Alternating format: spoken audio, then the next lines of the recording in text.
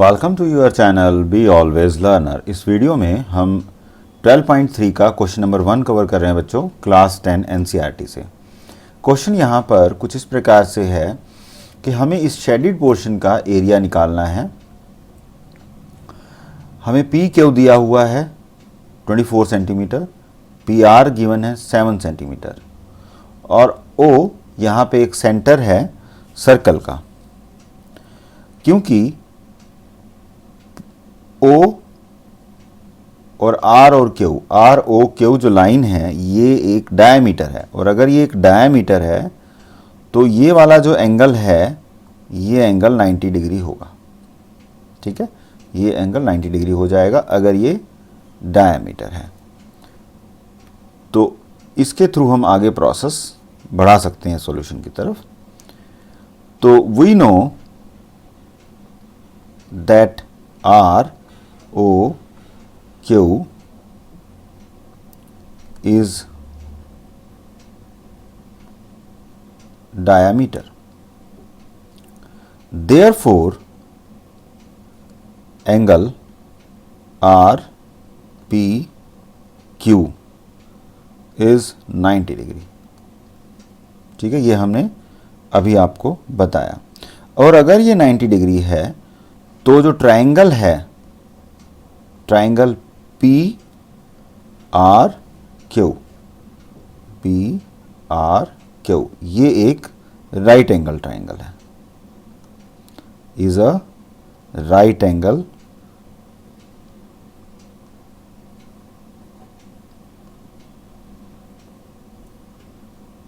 triangle,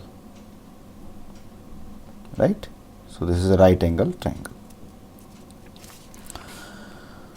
सो अगर ये right angle triangle है तो हमें इसमें डायमीटर हमें निकालना होगा। सो पाइथागोरस प्रमेय से, पाइथागोरस थ्योरम से हम निकाल सकते हैं कि जो हमारे पास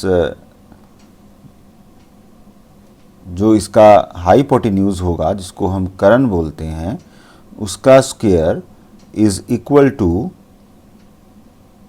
आर पी बेस का स्क्वायर प्लस हाइट का square, as per Pythagoras theorem. अब आर पी यहाँ पर गिवन है हमें 7 सेंटीमीटर, तो हम यहाँ लिख सकते हैं 7 का square plus P Q given है 24 का स्क्वायर। सो ये होता है 49 और 24 का स्क्वायर होता है 576, तो टोटल हुआ 625। ठीक है, so R Q square that is equal to 625। ठीक है, सो दैट इम्प्लाइज, इससे हमें क्या पता लगेगा कि आर क्यू दोनों तरफ हम रूट करेंगे, स्क्वायर रूट निकालेंगे तो आर क्यू की वैल्यू आएगी 25 सेंटीमीटर। तो हमें इसका डायमीटर पता लग गया तो हम रेडियस निकाल सकते हैं। सो रेडियस इज, अगर हम डायमीटर को 2 से डिवाइड कर दें तो हमारे पास रेडियस आ जाता है, तो 25 divide by 2 that is 12.5 centimetre. तो हमारे पास इसका रेडियस आ गया। अब क्योंकि ये जो आर ओ क्यू ये सेंटर को क्रॉस करता है इसके, तो ये सर्कल का हाफ हो गया है ना। तो हम पहले इस पूरे जो हाफ सर्कल है या सेमी सर्कल बोल सकते हैं, इसका एरिया निकालेंगे।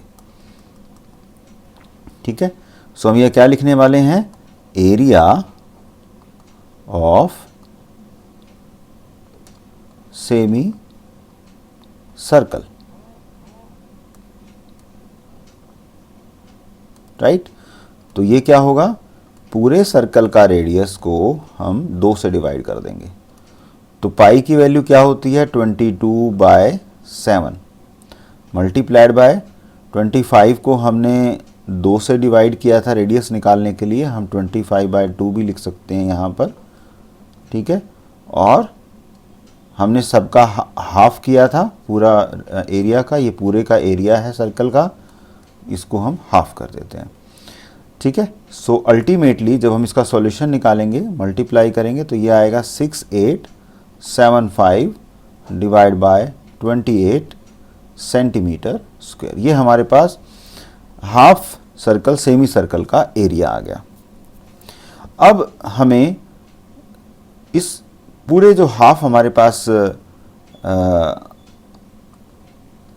सेमी सर्कल है, इस सेमी सर्कल के रेडियस में से अगर हम इस ट्रायंगल का जो एरिया है, सेमी सर्कल के एरिया में से इस ट्रायंगल के एरिया को माइनस कर देंगे तो हमारे पास शेडेड पोर्शन का एरिया आ जाएगा। तो हम उसी तरह प्रोसीड करते हैं। क्योंकि ये एक राइट एंगल ट्रायंगल है तो हम यहाँ क्या लिख सकते हैं कि area of triangle P and Q and R, ठीक है। सो 1/2 क्या होता है राइट एंगल ट्रायंगल का एरिया निकालने का फॉर्मूला, 1/2 बेस इज RP और इंटू हाइट PQ। सो 1/2 इंटू RP की वैल्यू क्या आएगी यहाँ पर 7 और PQ की वैल्यू क्या गिवन है 24, ये गिवन है हमें। सो दिस विल बी 12, सो 12 7 जा 84, so that is 84 centimetre square. ये हो गया ट्रायंगल का एरिया। अब हमें शेडेड एरिया का, शेडेड जो पोर्शन है उसका एरिया निकालना है। तो हमने कहा था कि हम उसको सब्ट्रैक्ट कर देंगे टोटल एरिया, टोटल सेमी जो सर्कल है उसके एरिया में से। तो हम यहाँ क्या लिखने वाले हैं, एरिया ऑफ शेडेड रीजन। सो ये क्या होगा, यहाँ पर लिखेंगे हम area of the semi circle minus area of the triangle. क्या थी ट्रायंगल PQR, ठीक है। तो सेमी सर्कल का एरिया कितना आया था, दैट इज 6875 डिवाइड बाय 28, ठीक है। यहाँ 28 भी है, माइनस 84 फॉर द ट्रायंगल।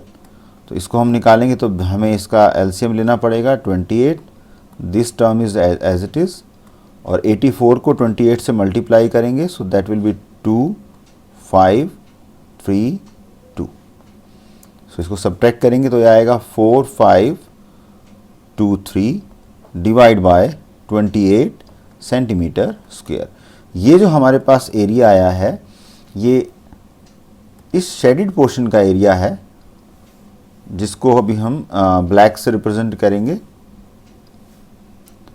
ये और ये जो सेगमेंट है, ये वाला जो सेगमेंट है, इस सेगमेंट का एरिया है, ठीक है, जो ब्लू कलर से ओरिजिनल पिक्चर में दिखाया हुआ था।